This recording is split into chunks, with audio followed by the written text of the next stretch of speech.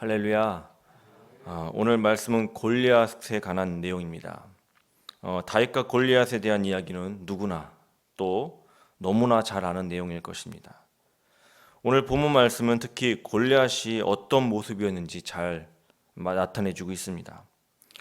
4절부터 7절 말씀을 제가 다시 한번 읽겠습니다. 블레셋 사람의 진에서 싸움을 도두는 자가 왔는데 그 이름은 골리앗이요 가드 사람이라.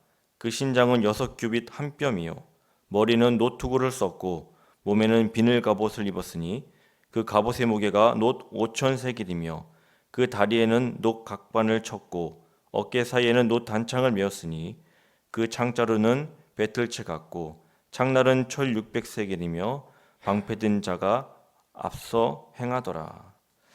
이 단위를 지금으로 환산하면 키가 약 2m 90의 장신이고 그 갑옷의 무게는 80kg이 넘었습니다. 또 그의 창은 자루가 참 단단하고 창 날개 무게만 7kg이 넘었습니다.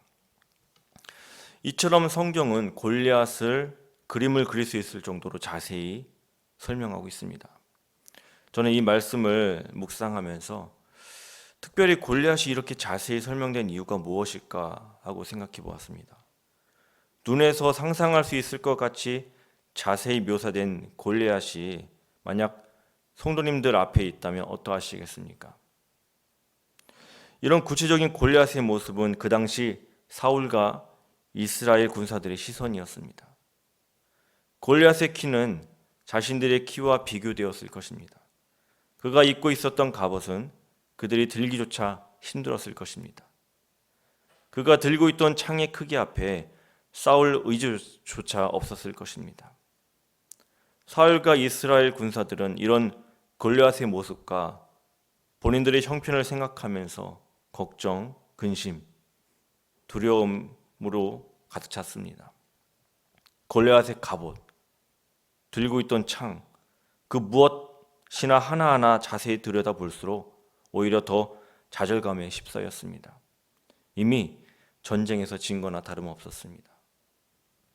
여기서 이스라엘이 크게 실수한 것이 있습니다. 지금 이 전쟁은 하나님의 나라와 세상 나라의 전쟁입니다. 그런데 지금 사울과 이스라엘은 세상의 나라의 기준으로 전쟁을 하려고 한다는 것입니다.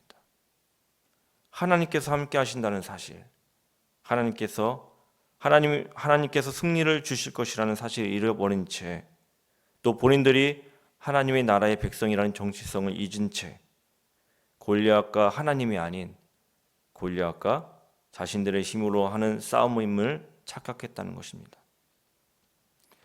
우리에게 있어서 골리앗이 강한 이유를 분석할 필요가 있을까요?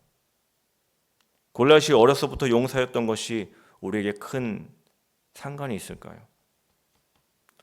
이것은 세상 나라들의 싸움의 방식에 이스라엘이 말려든 것입니다. 이런 영적 상태에선 골리앗의 모습을 더 가까이 또 자세히 들여다볼수록 오히려 하나님께로부터 멀어지게 될 것입니다. 하나님께서 함께 하신다는 사실조차 잊게 되면서 이제는 본인들이 선택받은 하나님 나라의 백성임을 잊어버리게 되는 것입니다. 하지만 다윗은 달랐습니다. 다윗은 골리앗 앞에서 이렇게 고백합니다.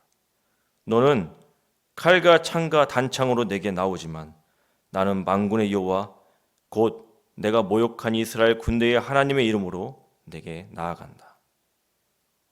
오늘 여호와께서 너를 내 손에 넘겨주실 것이고 나는 너를 쳐서 내 목을 벨 것이다.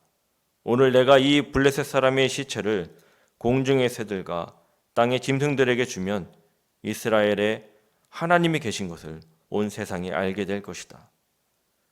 또한 여호와께서는 칼이나 창으로 구원하지 않으신다는 것을 여기 모인 사람들이 다 알게 될 것이다.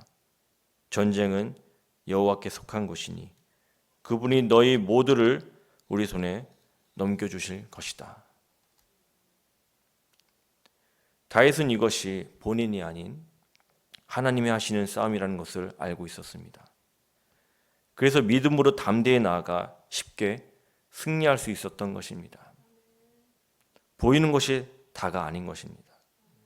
보여지는 것만이 현실이고 실체라고 착각하는 순간 우리에게 골리앗은 넘을 수 없는 벽 같은 존재일 것입니다. 결국 영적 싸움에서 지게 되는 것입니다. 성도 여러분, 우리들은 현실을 직시해야 합니다. 무엇이 진짜이고 무엇이 가짜인지 잘 구별해야 합니다. 골리앗을 구체적으로 볼 것이 아니라 하나님을 구체적으로 만나고 하나님을 신뢰해야 합니다. 이것이 우리의 영적 분별력입니다. 예전에 매트리스라는 영화를 제가 본 적이 있습니다. 그 영화에서 인간은 기계들에게 조종을 당합니다. 태어나서 죽을 때까지 조그마한 캡슐 안에 살면서 기계들에게 신체 에너지를 공급해 줍니다. 다만 기계들은 사람 머리에 핀을 꽂아서 가상 세계를 만들어 주었고 인간들을 실제 자신의 모습이 아닌 가상의 모습, 가상의 세계 가운데 살아가게 하였습니다. 그러던 가운데 가상 세계임을 깨닫게 된 사람들이 기계가 만든 가상 세계에서 벗어나서 같이 싸우는 내용을 담은 영화였습니다. 제가 이 영화를 보면서 충격받은 것은 비록 컴퓨터가 꾸며낸 가상 세계지만 그 안에서 총을 맞거나 어떤 사고가 나면 가상 세계에서만 죽지 않고 실제로 죽는다는 것이었습니다. 하지만 이것이 가짜인 것을 아는 사람들은 그 세계를 정복해 나갔습니다. 지금 우리가 사는 세상은 이와 많이 다를까요? 실제로 악한 마귀 사탄은 점점 우리들을 이런 비현실적인 가상의 세계에 가둬놓고 현실을 바라보지 못하게 점점 우리의 눈을 멀게 만들고 있습니다. 세상은 말합니다. 하나님께서 행하시는 일들을 비현실적이라고 말합니다. 예수님께서 행하셨던 일들, 병든 자를 낫게 하시고 갇히고 눌린 자를 자유케 하시고 죽은 자를 살리신 일들, 초대교회 성도들이 성령의 은사를 받아 행했던 많은 놀라운 일들, 하나님을 믿고 예수님의 이름의 능력으로 사는 사람이면 당연히 일어나야 될 할 일들을 오히려 기적이라고 말하면서 현실성이 없는 것으로 인식하게 만들고 있습니다. 교회들조차 이런 일들은 그 당시에만 일어났던 일이고 성경에서만 가능한 일이라고 세뇌하고 있습니다. 하나님께서 예수님의 이름을 우리에게 주셨고 그 능력 가운데 살아가야 하는 게 우리의 현실이 되어야 합니다. 그러나 우리 또한 세상 사람들의 보는 시선을 인정하고 영적인 것을 바라보지 못하며 살아갈 때가 있지는 않은가요? 120년간 방주를 짓던 노아가 현실적인 사람일까요?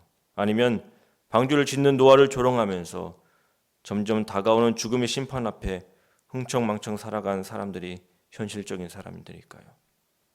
모세가 12명의 정탐꾼을 가나안에 보냈을 때 가나안 사람에 비해 자신들은 메뚜기 같다고 말한 10명의 정탐꾼과 그들은 우리들의 밥이다라고 말한 여호와서와 갈렙 중 누가 현실적인 사람들입니까?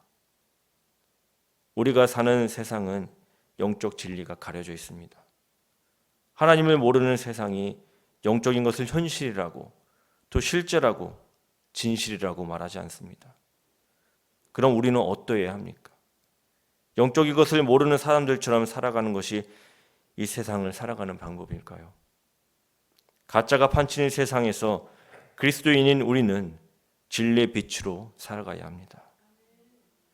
예수 이름의 능력을 부인하며 거짓이라고 말하는 세상에서 예수 이름의 능력으로 살아가며 이것이 실체임은 증거하며 살아가야 합니다.